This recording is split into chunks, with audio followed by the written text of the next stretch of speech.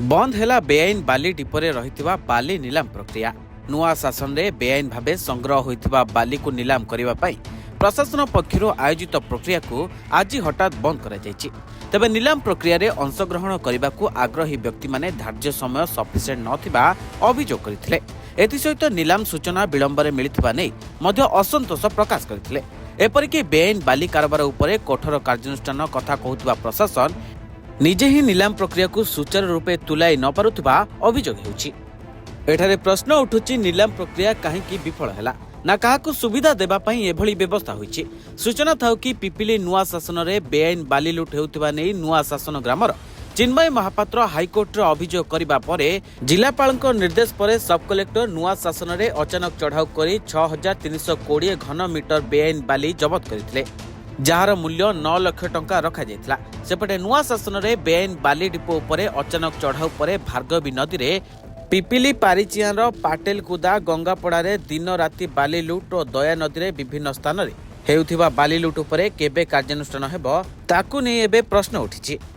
चिन्मय महापात्र आम प्रथम समस्त को जनइलु जतक अफिसर समस्त अच्छा प्रशासन को जनइलु जनइला कौन कार्यानुष्ठान ग्रहण कले बाध्य होकर आम उच्च न्यायालय को गलु। जनवरी 8 तारिख दिन RK Patnaik court justice RK Patnaik court से बाली पे विरोध कले एवं कलेक्टर को 16 नोटिस मगेले जहाँ फल सब कलेक्टर आसिक नेतृत्व में बाली सब सीज है।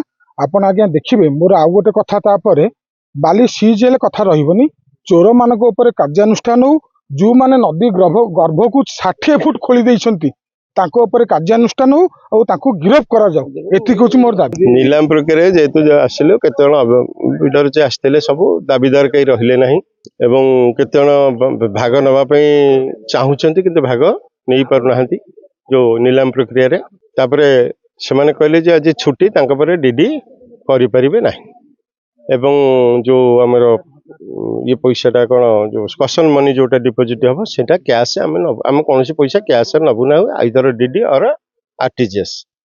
तेणु से कहले छुट्टी 24 घंटा आमको वर्किंग डे रे कले आम टे सुविधा हम आम डीडी दे पारू आरटीजीएस कर बर्तमान कर ना जो 15-20 जन ऑब्जेक्शन देले कनसीडर करागला एवं वर्किंग डे रे आम चेष्टा करूँ भीतर नीलाम प्रक्रिया आरंभ करूँ। आम सफिशिएंट टाइम नहीं डीडी करने तेणु से ऑब्जेक्शन कले आउ केते जन पार्टिसिपेंट करेंगे चाहिए किंतु डीडी जेहेतु करें समस्त को सुविधा देवाई आम नीलाम आपन जोटा कहते बालीर सेफ कस्टडी आम पाखे कहीं ना आम बाहर पुलिस आनी रखी एत दिन पुलिस भी रखिपारू ना और भिन्न भिन्न जगह रखा अधिका दरकार लॉ एंड ऑर्डर सिचुएशन जो पुलिस भी भिन्न भिन्न जगह जी तेणु एककालीन आम पर्याटक नक एककालीन नीलाम कर घटना सहित पिपिलीर विभिन्न स्थान में बेआईन बाली डिपो उपरे केबे कार्यानुष्ठान ग्रहण करा